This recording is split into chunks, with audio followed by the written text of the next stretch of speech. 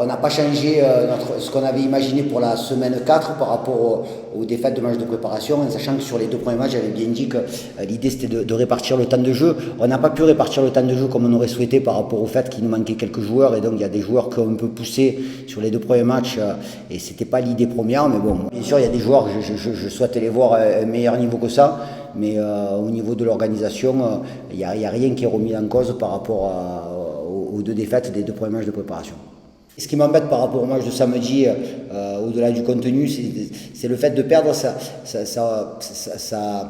fait une légère tâche sur la très très bonne semaine de stage. Voilà. Et je explique aux joueurs qu'il fallait qu'on se prépare maintenant à faire des très bonnes semaines de travail, mais que ça soit validé le week-end. Parce qu'à partir du moment où on va rentrer dans notre championnat, on va faire attention que ce qui se passe le samedi soir. On va vraiment rentrer dans la préparation de l'organisation et des connexions de jeu.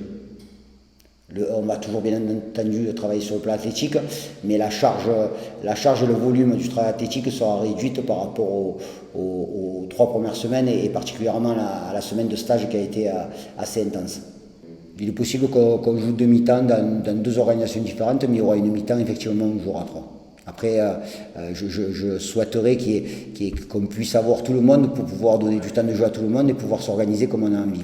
Là, sur le match d'Annecy, en deuxième mi-temps, on a répondu au fait que Guess avait une petite douleur, Benoît avait une petite douleur, on était obligé de repasser à 4 parce qu'on n'avait pas de défenseurs centraux supplémentaires, donc voilà. Surtout de la défense à 3, ce que je retiens, c'est la faculté des pistons à pouvoir se projeter.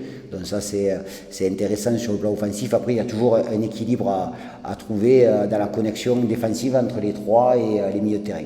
Il y a 9 recrues, donc automatiquement il y a du lien à trouver, et des automatismes, c'est quelque chose qui est tout à fait logique. Le mercato n'est pas complètement fini, et le mercato est fini le 31, donc déjà il y a d'abord notre souci toujours de se renforcer.